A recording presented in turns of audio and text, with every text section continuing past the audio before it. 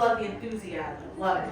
Well, we're going to get started on our page, and we are going to start with a circle. I'm going to place this toward the center and make sure to leave lots of room above, off to the sides. I would take up only like the center third of your page to leave some extra room for extra stuff. With this circle, I'm going to create maybe 5 or 6 of these to give you a very natural round shape. But then we're going to add some construction lines. Now the first one is just going to be a vertical line going right down the center. And the next one is going to be a horizontal line that's going to be about a third from the bottom. These lines are going to help us find more specific traits so that we can make sure this really looks like Maribel. But the first thing that we need to do is fix her head shape because she's really not this round. We do need to give her a little bit of a chin. And we're going to do that by going to the side of the circle, and I'm just going to bring down this slight curve, bringing this toward the center line. Now, you'll notice that this is not going very far down. If you bring it really far down, she's going to look like Gaston. Just not quite the vibe. You know, we don't need the big chin here. Instead, we're pretty much just changing this into the shape of a balloon. Just a slight point here at the very bottom. Then we're going to add her neck below this. She doesn't have a super scrawny neck. If you're a big fan of Nightmare, you're not going for Sally. You're going to give her a pretty decent sized neck. I'm going to go to the sides and I'm going to add this curve. Just going off to the side here. And then we're going to merge this down to create her shoulders. Her shoulders are going to be wider than the circle itself. So I would bring these a decent size outward. Curving that down. And then we're going to give her some ears, so she can hear us. And these will just sit on the horizontal lines, little C curves. Once you have that, this is technically a human, right? Doesn't look anything like Maribel, but we're one step closer. Honestly, it looks like the profile picture on Facebook when they only have like one mutual friend. This is what it looks like every time my grandma makes a Facebook. Because she doesn't realize she already has one, or 15. But that's okay. Love you, Grandma. But to really make this look like Maribel, we're next going to start to build up her outfit. Now, everyone's familiar with her dress, right? It's very iconic. It's got a lot of stuff going on. We're going to start by going toward the bottom of the neck. And I'm going to add this really big U going across, creating the very top. And off to the left-hand side, there's a creature on her shoulder. Does anyone remember what it is? It's a butterfly. Yeah, she has an embroidered butterfly on her shoulder. We're going to start to build that up. And this butterfly is really just like it resembles her family and the miracle that was blessed for her family. It was given to him. So this is really just a symbol of her family as a whole, while the rest of her dress has symbols for every family member individually. So if you haven't taken a really close look at her dress, you can find a symbol for every single family member.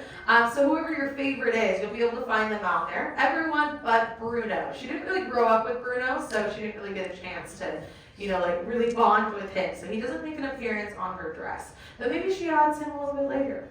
You never know.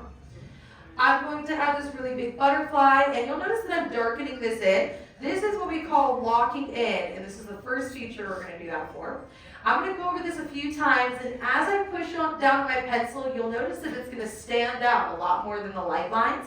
That's going to help us throughout this drawing a little bit faster, and this is what they do in animation to kind of build up all your favorite characters. We're going to start off light and darken in just your favorite lines so the light ones can disappear.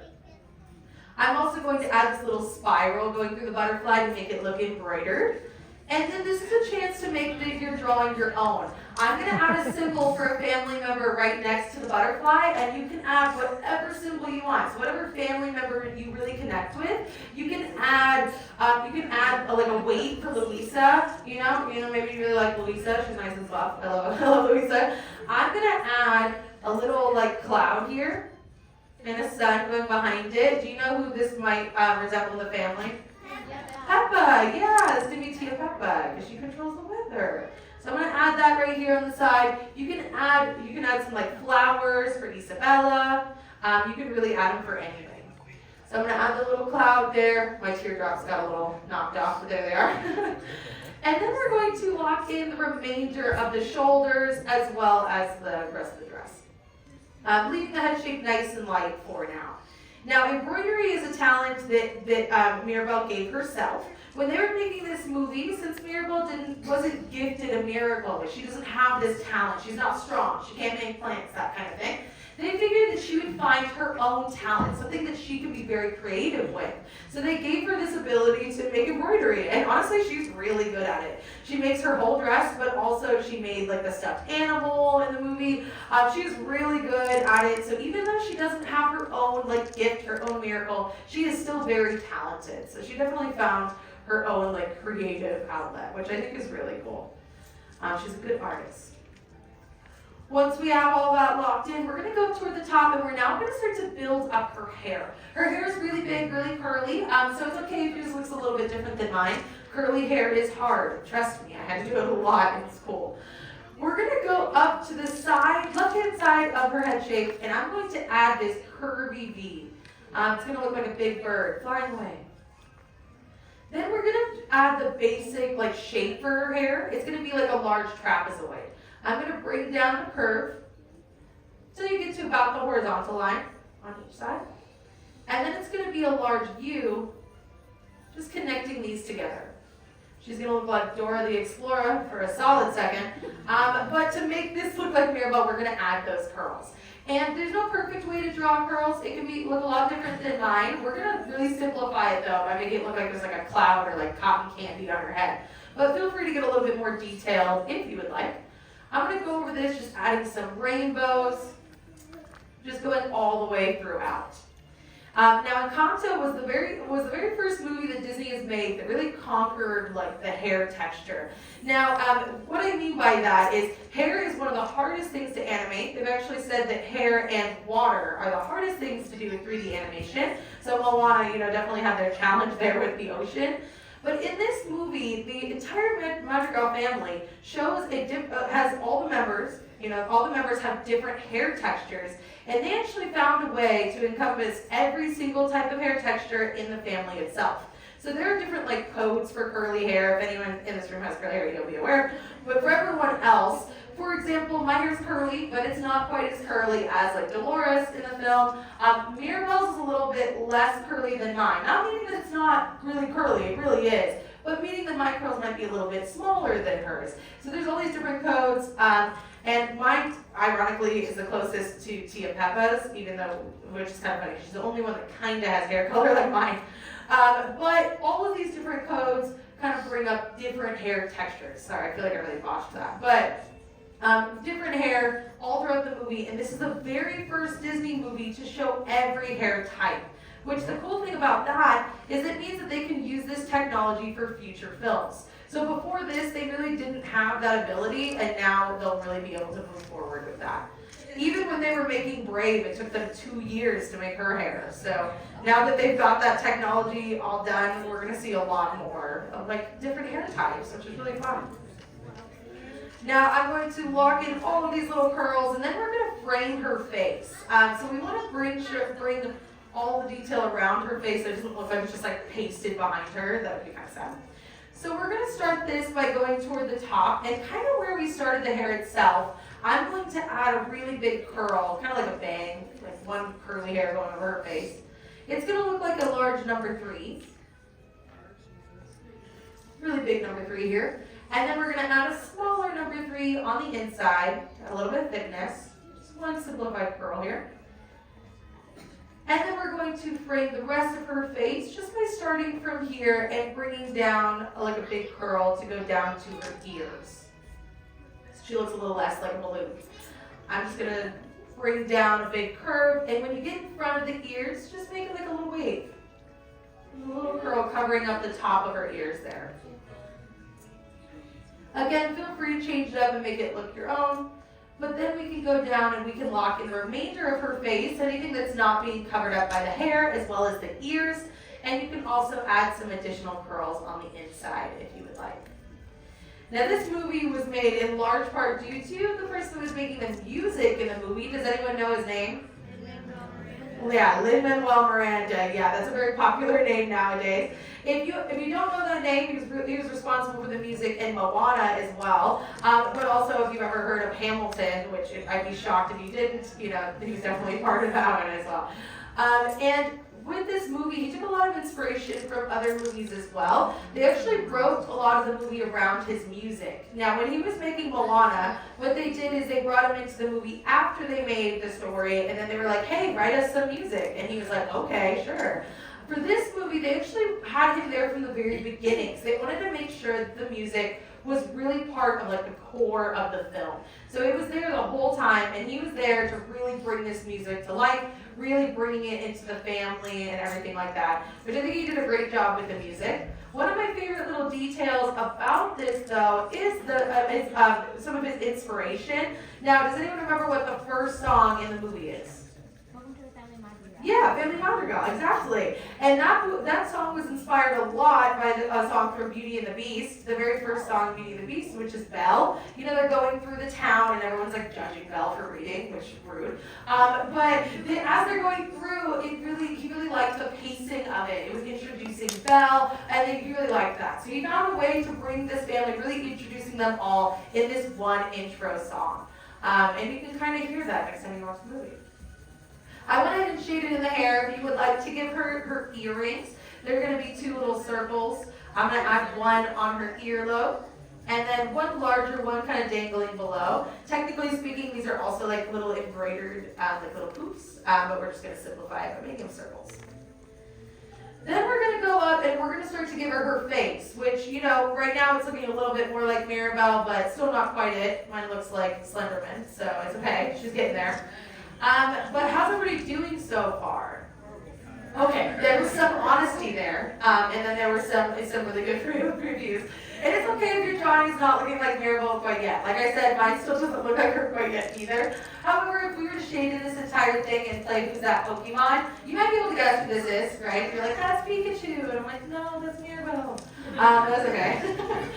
But we are going to start to build up her face next, and that's really what's going to make her herself. We need her eyes and all that kind of thing. We're going to start with her eyes first, and then we're going to go over the horizontal line that we created.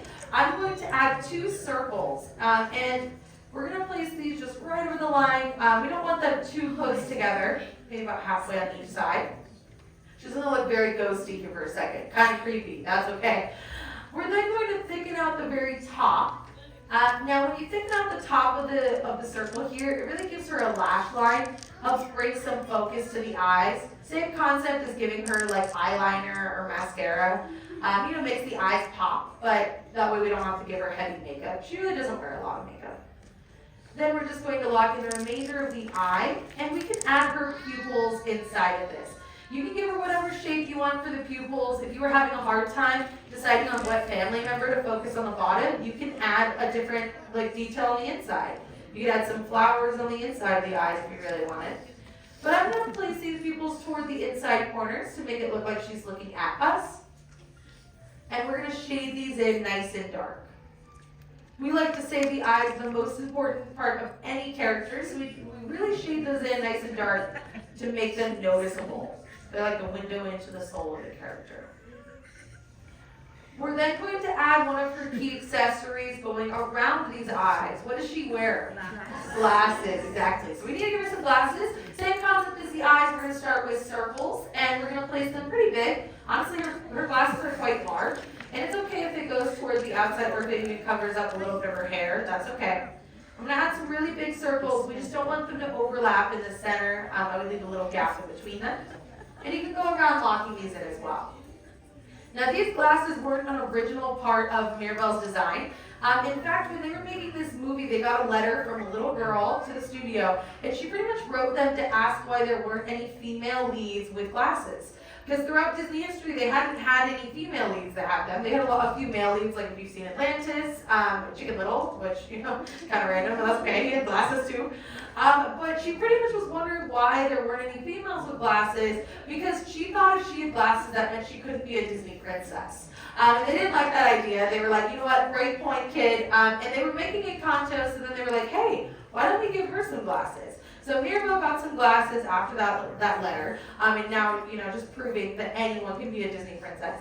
But also, after this, a movie from Pixar was coming out called Turning Red, and she appeared with some glasses as well. May's got some glasses. So really starting to appear around. The glasses themselves are actually a very specific color. Does anyone remember what color her glasses are? Green. And out of everyone in the family, who resembles the color green? Bruno, exactly.